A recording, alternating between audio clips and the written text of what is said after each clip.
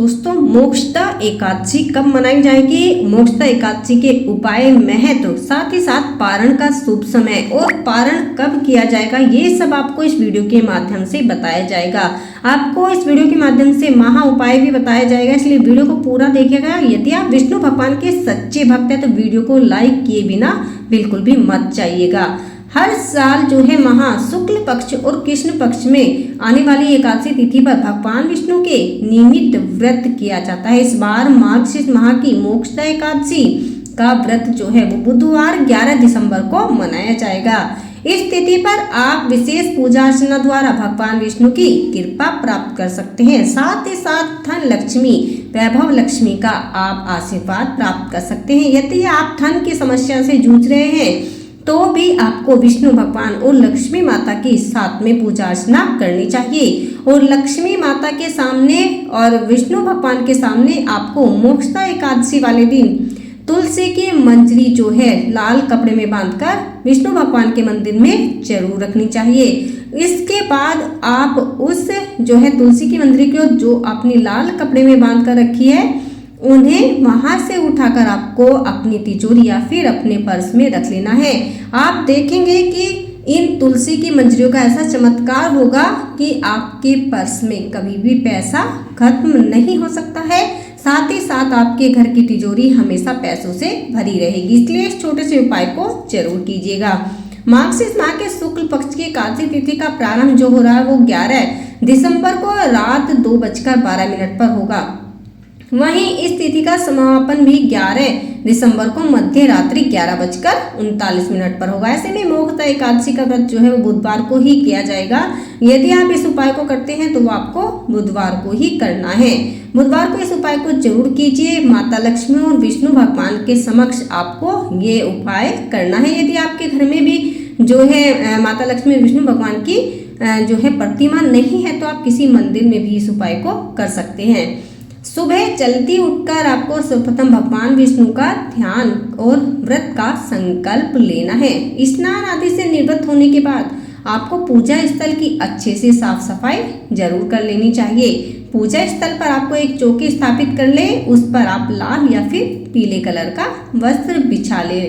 इसके बाद आपको विष्णु भगवान को जो है उनका पसंदीदा कोई भी पीला भोग जरूर अर्पित करें। कहते हैं कि विष्णु भगवान को पीला भोग बेहद प्रिय है, इसलिए आपको विष्णु भगवान को पीला भोग अर्पित करना चाहिए। साथ ही साथ लक्ष्मी माता के लिए आपको खीर का भोग जरूर बनाना चाहिए, क्योंकि कहा जाता है लक्ष्मी माता को खीर सर्व प्रिय है। परंतु इस बात का ध्यान रखें कि जैसा आप सभी जानते हैं कि एकादशी है तो एकादशी में आपको चावल का प्रयोग नहीं करना है, तो ये खीर आपको द्वादशी वाले दिन बनानी है।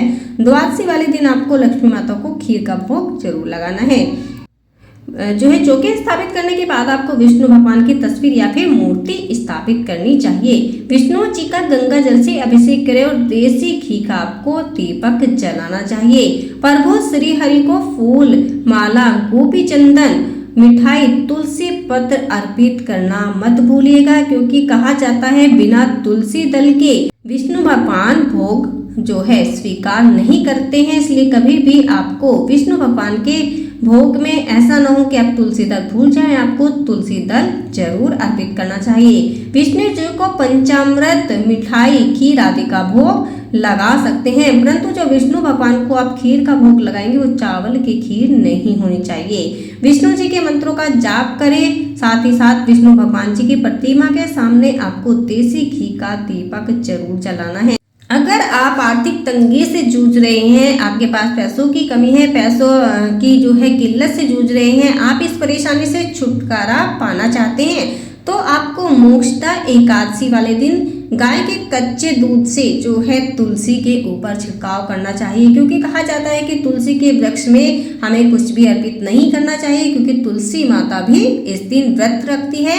ऐसे में तुलसी माता का व्रत टूट जाता है। साथ ही साथ हमें 7 परिक्रमा जो है तुलसी के पौधे की जरूर करनी चाहिए। जहाँ पर हमने तुलसी का पौधा रखा हुआ है वहां पर हमें 7 परिक्रमा तुलसी माता की जरूर करनी चाहिए। धार्मिक मान्यता है कि इस उपाय को करने से कभी भी हमें पैसों से जुड़ी हुई समस्या का सामना नहीं करना पड़ता है। विष्णु भगवान और लक्ष्मी माता हमारे से प्रसन्न होते हैं। इसलिए हमें धन धान्य की वृद्धि हमारे घर में करते हैं। नए नए अवसर हमारे सामने आते हैं पैसों के, जिससे कि हमारे घर में पैसों का आगमन होने लगता है। इसलिए इस छोटे से उपाय को जरूर कीजिएगा। मोक्षदा एकादशी के दिन सूर्य देव को जल अर्पित करने के बाद आप अपने व्रत का जो है आरंभ कर सकते हैं। एकादशी के दिन सूर्योदय से पहले उठकर स्नान आदि कर लेना चाहिए। एकादशी के दिन भगवान विष्णु के साथ माता लक्ष्मी की भी पूजा जरूर करनी चाहिए। एकादशी के दिन ही श्री हरि विष्णु को पीले रंग के फूल, केला, नारियल, पंचामृत आपको जरूर अर्पित करना चाहिए। यदि आप ये चीजें जो है विष्णु भगवान को अर्पित करते हैं तो विष्णु भगवान आपसे अति शीघ्र प्रसन्न होते हैं। विष्णु भगवान का आशीर्वाद आपको जरूर प्राप्त होता है। इसलिए इन छोटे छोटे से उपाय को जरूर कीजिए। यदि आप धन लक्ष्मी एवं लक्ष्मी का आशीर्वाद पाना चाहते हैं तो वीडियो को लाइक जरूर कीजिएगा। साथ ही साथ धन लक्ष्मी माता के नाम एक प्यारा सा कमेंट जरूर कीजिएगा। मोक्षदा एकादशी के दिन सूर्य उदय से लेकर अगले दिन भोर तक पूरा उपवास रखा जाता है। जो लोग उस अवधि के लिए उपवास नहीं रख सकते हैं, यानी कि बिना खाए पिए नहीं रह सकते हैं, वे आंशिक उपवास कर सकते हैं। केवल शाकाहारी भोजन ही आपको करना चाहिए। विशेष रूप से जैसे कि फल, सब्जियां, दूध से बने उत्पादक मेवे आप खा सकते हैं, किंतु आपको सात्विक भोजन ही करना है, शाकाहारी भोजन ही करना है। यदि आप इस प्रकार से अपना व्रत करते हैं तो ये आपका व्रत जो है पूर्ण माना जाता है। मोक्षदा एकादशी का व्रत आप अपने पितरों के लिए भी रख सकते हैं, उनकी आत्मा की शांति के लिए भी रख सकते हैं। यदि आप चाहते हैं आपके पितरों की आत्मा को शांति मिले तो आप इस व्रत को अपने पितरों के नाम भी दान कर सकते हैं। कहा जाता है कि आपके द्वारा किया गया मोक्षदा एकादशी का व्रत आपके पितरों की आत्मा को शांति पहुंचाता है। इसलिए इस एकादशी के व्रत को जरूर कीजिए। अब आपको बता दें कि मोक्षदा एकादशी के पारण का समय क्या है। आपको मोक्षदा एकादशी का पारण कब करना है, शुभ मुहूर्त क्या है। मोक्षदा एकादशी का व्रत का पारण जो है वो 12 दिसंबर को गुरुवार को किया जाएगा। मोक्षदा एकादशी पर पारण का शुभ समय सुबह 7:04 से लेकर सुबह 9:08 तक रहेगा। पारण तिथि के दिन द्वादशी समाप्त होने का जो समय है वो 10:26 पर होगा। इसलिए 9:08 तक आप अपने व्रत का पारण जरूर करें। ये अति शुभ फल देने वाला समय है। इसमें आपका जो है व्रत आपको पूर्ण फल देने वाला है। इसलिए व्रत का जब आप पारण करेंगे तो शुभ मुहूर्त का भी एक ध्यान रखा कीजिए दोस्तों, क्योंकि जब आप पूरे दिन भूखा रहते हैं, व्रत रखते हैं, तो शुभ मुहूर्त में ही हमें पारण करना चाहिए। कहा जाता है कि हमें उसका पूर्ण फल तभी प्राप्त होता है जब हम इन विशेष तिथियों का, शुभ मुहूर्त का ध्यान रखते हैं, साथ ही साथ उपायों का ध्यान रखते हैं, तो हमारा फल जो है फल फूलता है, हमारा व्रत जो है हमें पूर्ण रूप से प्राप्त होता है। इसलिए मोक्षदा एकादशी के दिन छोटे छोटे से उपाय को जरूर कीजिए। वीडियो को जितना हो सके ज़्यादा से ज़्यादा भक्तों के पास शेयर कीजिए, लाइक कीजिए, चैनल को सब्सक्राइब जरूर करें।